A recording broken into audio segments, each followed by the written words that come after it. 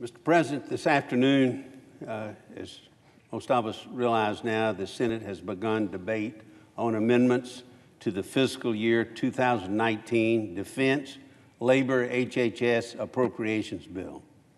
These are the two largest bills to come out of the Appropriations Committee as a whole. Both of them together make up a great part of all the appropriation process, the numbers. At the end of last week here, I offered a more detailed outline of the critical funding of this bill for America's military. So I will not repeat myself on that, Mr. President. Today, I simply want to remind my colleagues on what is at stake with this legislation and our path to success, hopefully, this week. Mr. President, first and foremost, our national security is at stake. Earlier this year, the President signed into law the largest increase in military spending in 15 years. This legislation accelerates that increase and provides our men and our women in uniform with the largest pay raise that they have seen in nearly a decade. So the number one thing at stake here is rebuilding our military and taking care of our troops.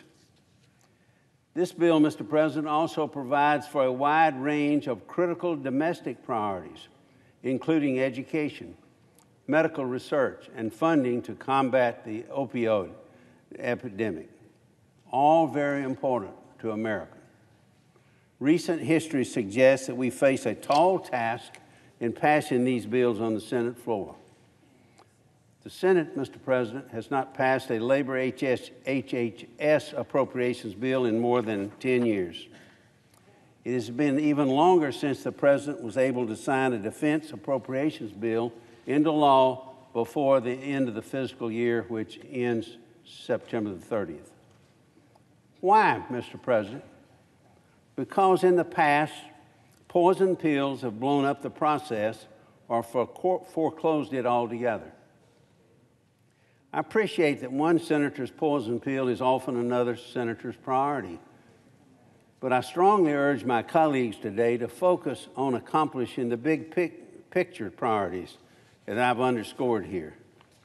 We know where the fault lines run, and I hope we can avoid them.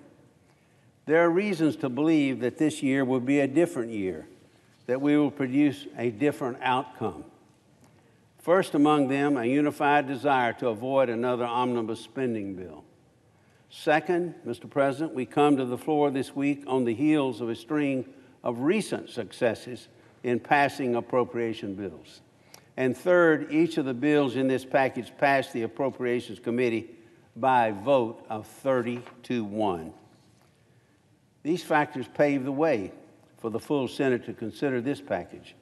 And I want to take a minute to thank the leaders on both sides, Senator McConnell and Senator Schumer, for agreeing to bring this bill to the floor. I also want to thank the Vice Chairman of the Appropriations Committee, Senator Leahy, for sticking to the agreement he and I made to move these bills in a bipartisan manner. And Mr. Vice Chairman, you're here on the floor. We would not be in this position without your efforts. And I want you to know how much I appreciate that. And I want you to know how much I believe most of the Senate appreciate that.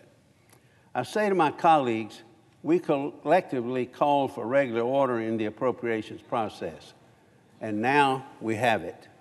I'm optimistic, Mr. President, that we will continue to show the American people that we're here to work, and that means debating and disposing of amendments, passing appropriation bills, and accomplishing the job they sent us here to do. Mr. President, I hope my optimism is not misplaced. The stakes are simply too high. We have a lot to do this week, but we can do it. I yield the floor.